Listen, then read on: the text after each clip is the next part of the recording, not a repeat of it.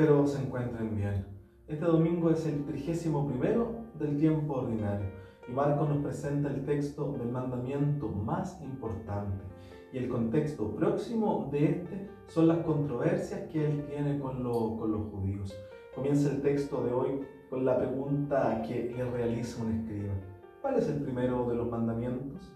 Antes de pasar a la respuesta de Jesús, debemos dejar claro que como los mandamientos de los judíos eran muchísimos, eran 613, impuestos por la tradición de los maestros de Israel, los podemos dividir en 365, no hagas esto, es decir, eran negativos, y 248, haga esto, que eran de índole positiva, por lo que podemos comprender lo dificultoso que era para poder establecer las prioridades.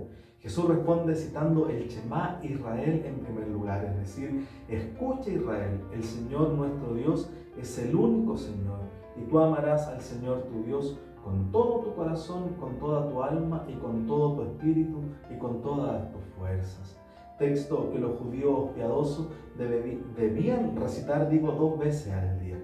Este texto, como sabemos, es una confesión de fe del monoteísmo que incluye amar a Dios con la intensidad de todos los recursos de la persona, corazón, alma, mente y de la fuerza, es decir, con todo el ser, con todo nuestro ser. Jesús verbaliza también que el segundo más importante es amarás a tu prójimo como a ti mismo. No hay otro mandamiento más grande que estos.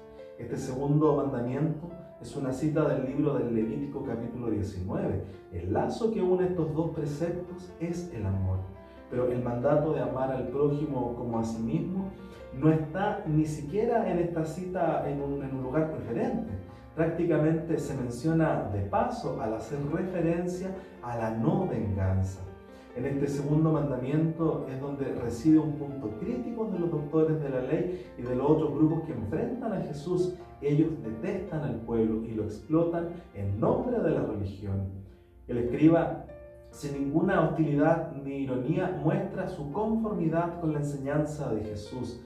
Al contrario, este escriba añade alusiones a Oseas del capítulo 6 y 1 Samuel 15. Esto vale más que los holocaustos y los sacrificios, dice él, ya que para el culto del pueblo de Dios lo principal eran las grandes ceremonias del templo de Jerusalén, donde ovejas y toros se sacrificaban y se quemaban en honor a Dios. Esto era para ellos lo principal, lo más importante. Pero recordemos que el rito y la oración no tiene sentido si no va acompañado también por la fe, por el amor, por la vida justa. Por lo tanto, el amor a Dios se debía manifestar en el amor al prójimo, en la justicia, en la misericordia y en la caridad, siendo capaces de socorrer las necesidades de los desvalidos. Si éstas están ausentes, el sacrificio presentado a Dios no tenía sentido. Además, a Dios no le eran agradables. Jesús, al ver que había respondido tan acertadamente, le dijo: tú no estás lejos del reino de Dios. Con esta respuesta dice un biblista que no se trata del reino futuro, sino del reino de Dios ya actual, en el que el escriba podría entrar si se diera cuenta de que el reino de Dios ya está presente en Jesús y con Jesús. Amigos, el corazón de la ley divina no está en un acto particular, en una observancia, en una oración, sino en una actitud radical y permanente. Un enamorado no lo es solo en algunos momentos del día, lo es siempre, sustancial y constantemente, integral, totalmente. Así también nuestra adhesión a Dios debe ser siempre, y que es lo que finalmente nos permitirá practicar el mandamiento doble e indivisible, el más importante: amar a Dios y al prójimo. No olvidemos lo que dice la primera carta de Juan. Si uno dice que ama a Dios y odia a su hermano, es un mentiroso, que se imprima a fuego en nuestro interior el camino que es el amor. Que Dios Todopoderoso les bendiga, les acompañe, el que es Padre, Hijo y Espíritu Santo. Amén. Que tengan todos ustedes una bendecida semana.